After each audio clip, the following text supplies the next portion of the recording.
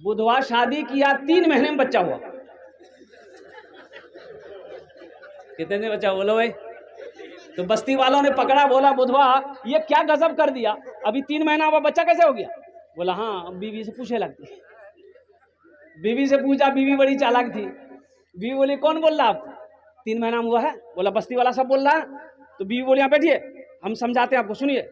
आपकी शादी को कै महीना हुआ? तो बुधवा बोला 3 महीना। बीवी बोली कि मेरी शादी कै महीना हुआ? तो बुधवा बोली 3 महीना। तो बीवी कल की 3 कितना मिली? बोली 6। बोला अच्छा ये बताइए बच्चा कितना दिन में पैदा हुआ? तो बुधवा बोला 3 महीना में। तो बीवी बोली कि 6 3 कितना मिली? बोले हाँ ठीक है, बोल रहा 9 महीना में बच्चा पैदा मिली। बस्ती वाला मजाक कर जाती है, ठीक है।